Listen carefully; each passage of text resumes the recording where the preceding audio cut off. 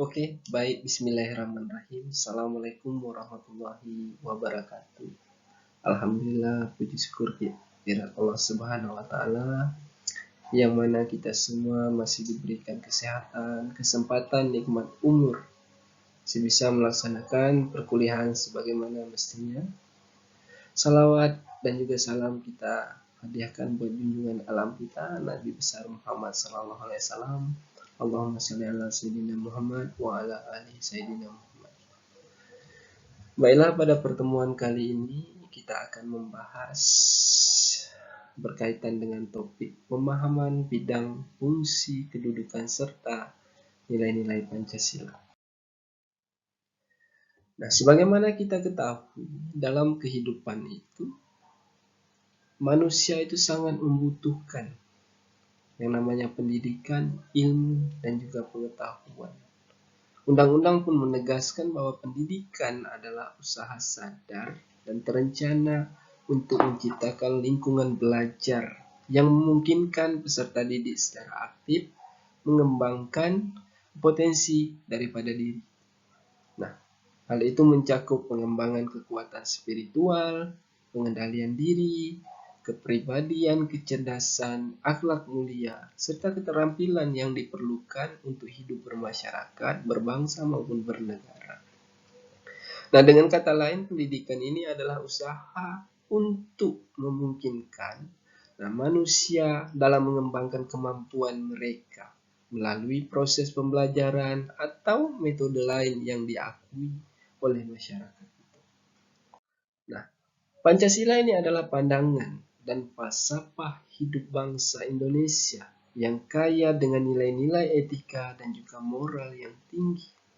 Ini mencerminkan karakteristik negara dalam konteks kekeluargaan yang menghargai hak-hak individu dan menempatkan kepentingan nasional di atas kepentingan pribadi. Nah, Pancasila juga mendorong sikap saling menghormati dan menghargai dalam masyarakat Indonesia. Nah, Pancasila ini memiliki peran yang sangat penting dalam membentuk manusia yang berkepribadian utuh. Oleh karena itu, penerapan atau pemahaman nilai-nilai Pancasila ini harus menjadi prioritas dalam pembelajaran dan tidak boleh diabaikan. Nah, ini membantu membangun masyarakat yang menghargai etika moral dan kebaikan dalam setiap aspek kehidupan. Pentingnya pemahaman nilai Pancasila ini yang mana pendidikan Pancasila di sekolah dan perguruan tinggi ini mengalami pasang surut dalam konteks pengimplementasiannya, karena seringkali mengalami perubahan kebijakan dalam hal penerapan, pelaksanaan maupun pengimplementasiannya. Nah, nilai-nilai Pancasila ini merupakan pandangan hidup bangsa yang telah ada dalam kehidupan masyarakat sebelum Pancasila ini menjadi dasar negara. Terutama generasi muda saat ini yang belum sepenuhnya memahami nilai-nilai yang terkandung dalam Pancasila, dan pemahaman ini sangat penting ya untuk mencegah intoleransi atau sikap intoleransi ini, sikap disintegrasi sosial dan juga dekadensi moral. Nah, pentingnya pemahaman nilai-nilai Pancasila ini agar tercipta kesamaan pemahaman di antara kami akademisi, siswa, mahasiswa, dan masyarakat dalam mencapai perubahan sosial yang berkelanjutan sesuai dengan tujuan negara kita, yaitu melindungi dan mencerdaskan kehidupan bangsa. Hari ini sebagian besar masyarakat termasuk mahasiswa cenderung hanya memahami 5 sila yang tersurat dalam teks Pancasila itu sendiri. Nah, penting juga untuk kita ingat bahwa Pancasila ini memiliki nilai yang tersirat di luar dari 5 yang tersirat tersebut, yang tersurat tersebut. Nah, pemahaman mendalam terhadap nilai-nilai ini sangat penting karena ini dapat membentuk jati diri generasi bangsa kita dalam menghadapi keberagaman dan perbedaan dalam kehidupan bersama. Jika nilai-nilai tersebut ini tidak dipahami dengan baik, ini dapat berdampak negatif pada moralitas bangsa. Oleh karena itu, perlu disadari bahwa Pancasila tidak hanya tentang apa yang tertera dalam teks, tetapi juga tentang nilai-nilai yang terkandung di dalamnya yang perlu dipahami secara mendalam. Nah, Indonesia ini merupakan negara yang beragam, yang terdiri dari banyak pulau, bahasa, agama, ras, suku, dan bangsa. Ini merupakan kekayaan dan kebinekaan tunggal ika kita sebagai berkah dari Allah yang Maha Kuasa. Nah, Pancasila harus dipahami menjadi satu-satunya ideologi dasar negara kita Republik Indonesia. Dan pemahaman akan makna nilai-nilai yang tersirat dalam Pancasila ini perlu dihidupkan kembali, terutama di dunia pendidikan.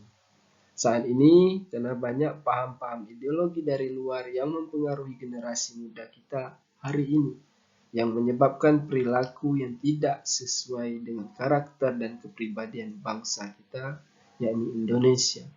Nah, oleh karena itu, penting untuk memahami dan menerapkan nilai-nilai Pancasila agar menjaga jati diri dan karakter bangsa kita, Indonesia.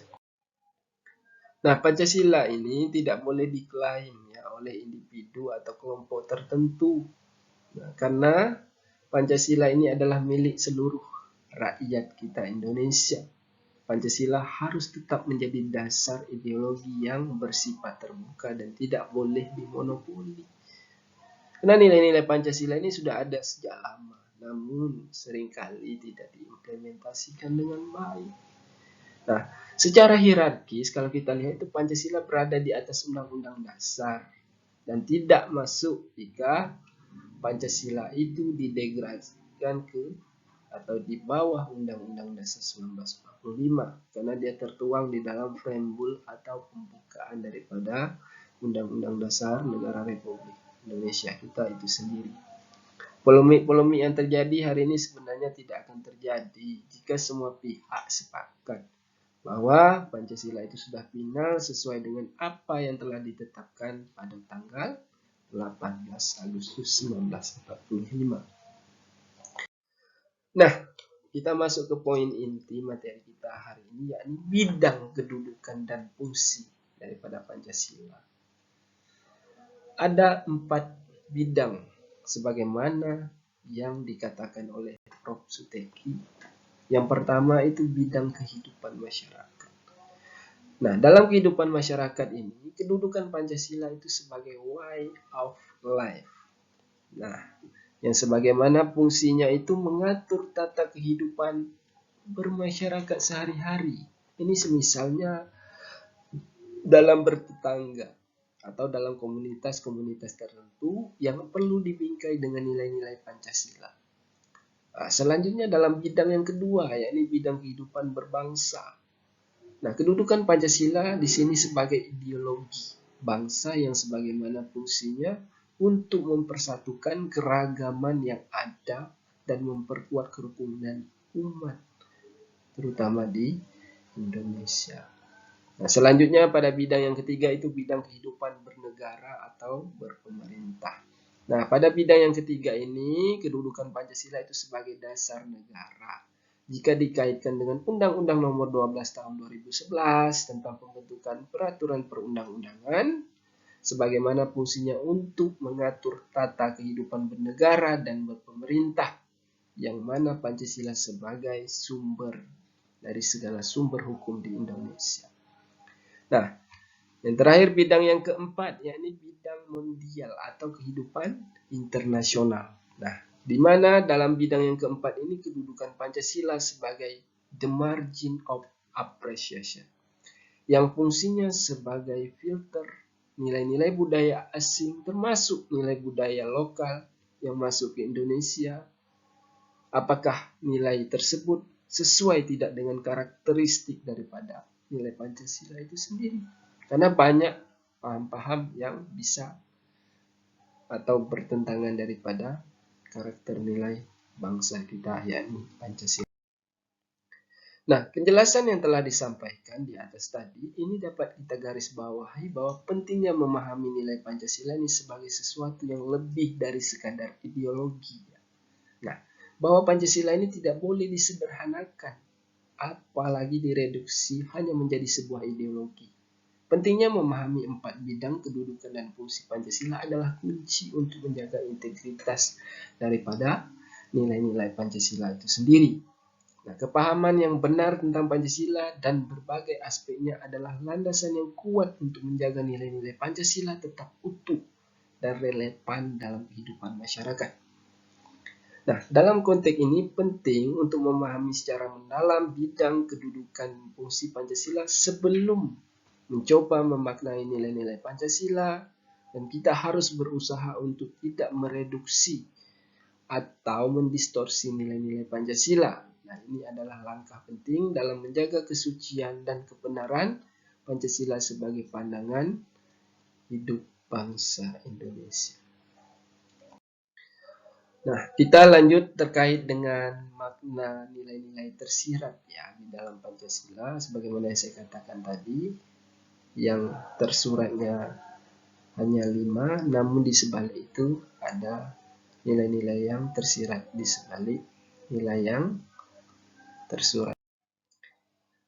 Adapun makna nilai terutama dari sila yang pertama, yakni sila ketuhanan yang Maha Esa, di mana sila tersebut ini sebagai dasar dari keempat sila lainnya. Ketuhanan yang Maha Esa ini menunjukkan keyakinan Indonesia sebagai negara yang mengakui adanya Tuhan Tunggal dan berlandaskan pada nilai-nilai agama. Bahwa Pancasila dalam sila pertama ini sejalan dengan nilai-nilai agama dan bersahabat dengan agama-agama yang ada di Indonesia. Nah, penting juga untuk diingat bahwa keberagaman dan multikulturalisme seharusnya dihargai sebagai sebuah berkah dan bukan sebagai hierarki. Ini berimplikasi pada pentingnya nilai-nilai etika toleransi yang merupakan fondasi dasar kehidupan beragama yang harmonis dan masyarakat yang inklusif. Nah, sebagai individu yang beriman dan bertakwa kepada Tuhan Yang Maha Esa, ada tanggung jawab untuk mempromosikan nilai-nilai kebenaran, kebaikan, kejujuran, kemuliaan dalam kehidupan sehari-hari. Ini termasuk saling menghargai sesama pemeluk agama dan kepercayaan, serta memberikan kebebasan untuk menjalankan ajaran agama dan kepercayaan masing-masing.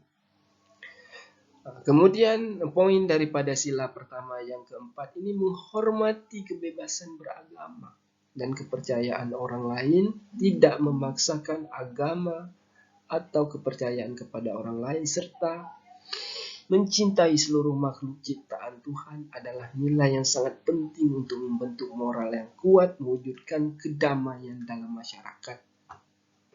Semua ini merupakan jati dari nilai-nilai Pancasila dan juga nilai agama yang mengajarkan kasih sayang, keadilan, dan perdamaian.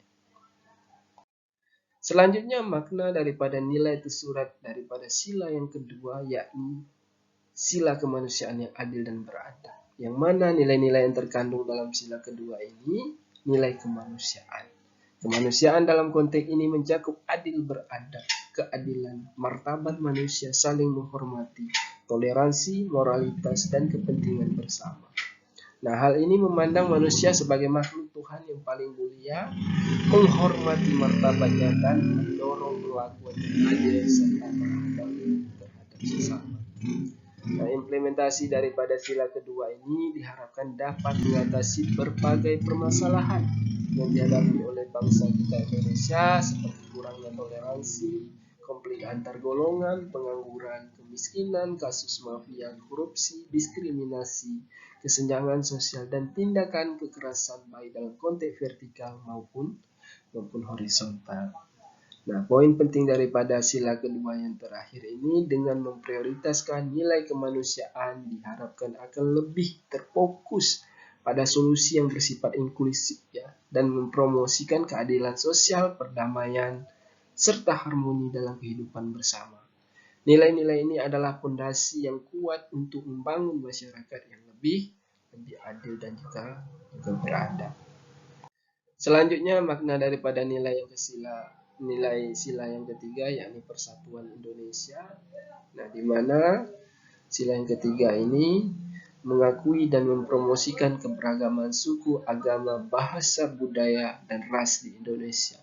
Nah, ketika negara kesatuan kita terbentuk ini, muncul kesepakatan dan komitmen bersama untuk melindungi dan memajukan keberagaman ini dalam rangka mencapai kemajuan, keadilan, dan kesejahteraan bagi semua warganya. Nah, nilai dalam sila ketiga ini diwujudkan melalui penghormatan terhadap kebinekaan, cinta tanah air, dan bangsa. Nah, semangat pengorbanan untuk kepentingan bangsa dan negara, prioritas pada persatuan dan kesatuan, serta keselamatan bangsa dan negara. Nah, prinsip perlakuan yang sama bagi semua warga tanpa memandang latar belakang, suku, ras, budaya, ataupun agama adalah ini esensial dalam mewujudkan semangat persatuan. Nah, adik-adik, semua warga negara yang diperintahkan dalam konteks sila yang persatuan ini untuk bertindak dalam semangat kebersamaan untuk kebahagiaan dan kemajuan bersama. Semangat persatuan ini adalah kunci untuk menjaga eksistensi negara kesatuan Republik Indonesia dan membangun kekuatan dari keragaman yang harmonis. Dengan menjaga persatuan ini, Indonesia dapat terus maju sebagai negara yang kuat dan bersatu dalam keragamannya. Kemudian selanjutnya makna daripada nilai sila yang keempat, yakni kerakyatan yang dipimpin oleh hikmah kebijaksanaan dalam permusyawaratan perwakilan. Nah, nilai yang tergandung dalam sila keempat ini adalah pedoman berdemokrasi di Indonesia. Nah, sebagaimana Undang-Undang Dasar 1945 itu mengamanahkan untuk mewujudkan negara yang demokratis, yang mana kedaulatan diserahkan sepenuhnya kepada rakyat. Nah, sejak merdeka Indonesia ini telah melalui beberapa tahapan demokrasi, yaitu demokrasi masa revolusi, parlementer, terpimpin, demokrasi era Orde Baru, dan demokrasi di era reformasi ini. Nah, bagaimana dasar demokrasi khas Indonesia sebagaimana yang dikemukakan oleh Presiden RI pertama kita, yakni Bapak Insinyur Soekarno, di hadapan sidang BPUM PKI pada tanggal 1 Juni, di mana ketika itu Soekarno berpidato. Dasar itu ialah dasar mufakat, dasar perwakilan, dasar pemusyawaratan. Negara Indonesia ini bukan satu negara untuk satu orang, bukan negara untuk satu golongan. Nah, walaupun golongan kaya, tetapi kita mendirikan negara satu untuk semua, satu buat semua, semua buat satu. Saya yakin bahwa syarat yang mutlak untuk kuatnya negara Indonesia ialah permusyawaratan perwakilan. Nah, itu yang disampaikan oleh Presiden kita yang pertama. Nilai yang terkandung dalam sila keempat ini menekankan pentingnya musyawarah. Nah, untuk mencapai mufakat sebagai dasar dari sistem demokrasi Indonesia. Nah, dalam konsep ini kekuasaan ada di tangan rakyat dan setiap warga negara memiliki hak, kewajiban, dan kedudukan yang sama. Nah, selain itu pentingnya memahami bahwa demokrasi ini tidak hanya berarti proses politik, tetapi juga melibatkan aspek ekonomi, sosial yang seimbang. Pemimpin memiliki visi dan komitmen yang mewujudkan demokrasi ekonomi dan sosial yang seimbang. Sangat penting ini untuk memastikan keadilan dan kesejahteraan rakyat. Oleh karena itu, ada kebutuhan untuk merefleksikan kembali konsep demokrasi sesuai dengan amanah sila keempat Pancasila, yang mana menggarisbawahi pentingnya musyawarah, persamaan hak, dan kepentingan bersama. Hal ini dapat mencakup reformasi politik dan ekonomi yang lebih luas untuk memastikan bahwa demokrasi Indonesia ini benar-benar mewujudkan keadilan dan kesejahteraan bagi semua warga negara, bukan hanya untuk kelompok tertentu. Selanjutnya yang terakhir, yakni mana daripada nilai sila keadilan sosial bagi seluruh rakyat Indonesia. Nah, sila kelima ini menekankan pentingnya perlakuan yang adil terhadap semua warga negara tanpa memandang suku, ras, agama, bahasa, maupun status ekonomi ataupun jabatan. Keadilan sosial mengandung makna bahwa semua individu harus diperlakukan dengan adil oleh negara dan sistem hukum. Keadilan sosial ini diwujudkan melalui penegakan hukum berdasarkan prinsip keadilan, ya, bukan berdasarkan pertimbangan finansial ataupun jabatan. Nah, ini juga mencakup hak semua warga untuk hidup sejahtera, bebas dari kemiskinan, kebodohan, dan tekanan pihak asing. Prinsip ini menekankan bahwa pemerintah harus bersikap adil dan berpihak kepada rakyat, nah bukan kepada golongan tertentu. Prinsip keadilan sosial ini adalah fondasi pentingnya dalam kehidupan berbangsa dan juga bernegara. Keadilan dalam aturan, kebijakan, perlakuan, dan tindakan memungkinkan masyarakat untuk bermusyawarah dan mencari solusi untuk permasalahan bersama. Nah, ini juga kontribusi pada kesejahteraan individu dan memajukan bangsa secara keseluruhan, baik dalam aspek materi maupun spiritual. Nah, keadilan yang tegak akan memperkuat persatuan bangsa, meningkatkan rasa kemanusiaan, dan mempromosikan kasih sayang antar sesama. Selain itu, keadilan juga memungkinkan setiap individu untuk menjalankan ibadah tanpa rasa terancam oleh kelompok lain yang berbeda keyakinan. Nah, sila keadilan sosial ini adalah nilai fundamental dalam membangun masyarakat yang adil dan harmonis juga sejahtera. Dengan demikian, berdasarkan kelima makna nilai yang tersirat dalam Pancasila di atas, selain itu tadi bidang, kedudukan, dan fungsi Pancasila, dapat dipahami bahwa perlunya penguatan pemahaman nilai-nilai Pancasila agar kita tidak mudah terpengaruh oleh paham-paham nilai budaya asing atau lokal yang mendoktrin, yang membuat kita sebagai generasi bangsa terserabut dari akar jati diri bangsa kita Indonesia. Nah, jika kita sudah memahami nilai-nilai ini dengan baik, maka insya Allah polemik-polemik atau problematika yang terjadi seperti hari ini bisa terminimalisir dan hilang dengan sendirinya, sehingga kerukunan umat akan terwujud. Nah, demikianlah materi kita pada hari ini. Semoga bermanfaat untuk kita semua. Mohon maaf jika ada khilaf dan salah dalam penyampaian. Mungkin untuk itu kita kembali kepada sesi diskusi. Jika ada yang mau ditanyakan, bisa ditanyakan baik itu via pertemuan maupun via WhatsApp group yang kita bentuk. Demikianlah yang dapat saya sampaikan. Wallahul muwaffiq ila aqwamit thoriq. Assalamualaikum warahmatullahi wabarakatuh.